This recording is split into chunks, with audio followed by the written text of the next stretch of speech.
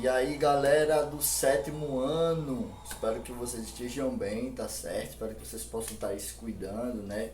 Estamos agora na última semana de aula, né? De fato, na segunda-feira a gente conclui o nosso módulo, mas hoje o professor resolveu, né? Como vocês têm visto, a gente tem enfrentado uma dificuldade, um pouco de dificuldade aí na nossa plataforma, porque às vezes ela fica fora do ar, ela não pega, essa coisa toda, né? Graças ao que está acontecendo, né, nessa crise toda. Então o que acontece, pessoal? O professor resolveu adiantar a nossa revisão, tá bom?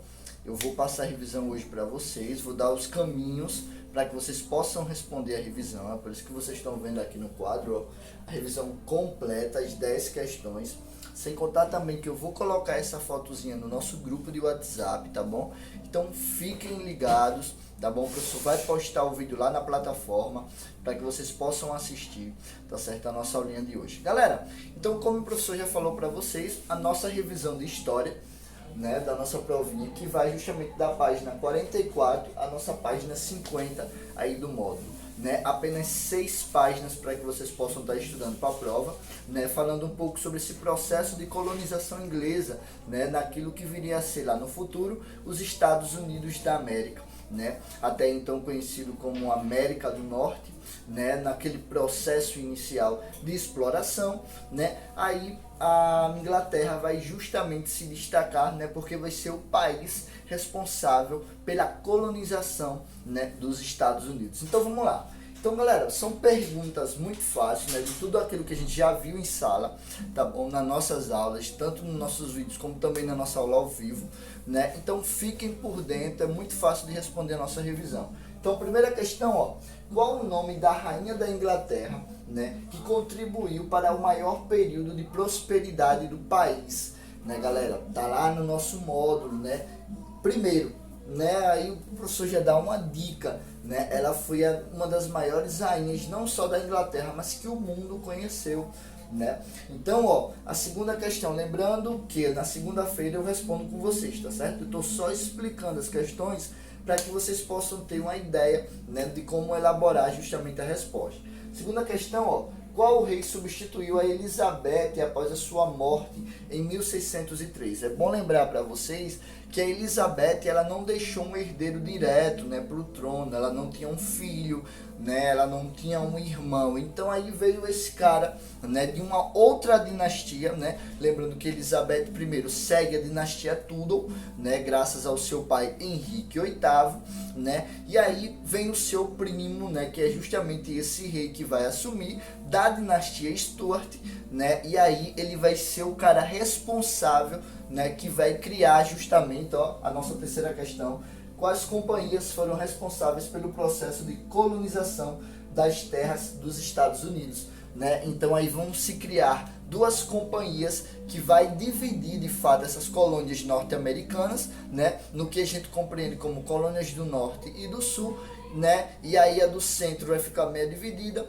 mas aí depois você vai ter o processo geral de colonização, tá bom? Galera, na nossa quarta questão tem assim, ó, quais tipos de colonos deram início, né, à moradia nos Estados Unidos? Então vocês vão aí responder, né, que grupo de pessoas, né, passou aí, né, para as terras que seriam os Estados Unidos, né? Quem eram os alemães? Os puritanos, muito puritanos, né? São eles os principais responsáveis por colonizar os Estados Unidos, porque nesse período você tem uma grande perseguição religiosa dentro da Inglaterra, né? Aí você tem o catolicismo, o anglicanismo, né? E aí termina sobrando justamente para os puritanos protestantes virarem responsáveis por colonizar, né, aí os Estados Unidos. Mas tem outros grupos, por isso que o professor colocou essa pergunta, se liguem nessa. Ó, quinta questão, quais motivos levaram os colonos aos Estados Unidos, né? Então ocorreram vários motivos, né, várias coisas que contribuíram para as pessoas quererem, né, estar lá nos Estados Unidos colonizando aquela nova terra, tá bom? Galera, sexta questão, qual a diferença, né, no estilo da colonização entre 3 países, entre o estilo português, o estilo espanhol e o estilo inglês. Lembra que o professor debateu com vocês isso em sala de aula, né? Então, ó, coloca em prática aí aquilo que a gente comentou em sala, tá bom? Galera, ó, quais tipos de atividades econômicas, né, existia justamente nas colônias, né? O que se desenvolveu nas colônias do norte e o que se desenvolveu economicamente nas colônias do sul, tá bom? Então, ó, lembrando, 44 a 50 aí as nossas páginas, certo? Então, ó, oitava questão. Quais tribos indígenas habitaram a região do oeste americano, né? E aí vocês vão apontar essas tribos, né? E apontar também o conflito que existia entre esses colonos e as tribos indígenas norte-americanas, né?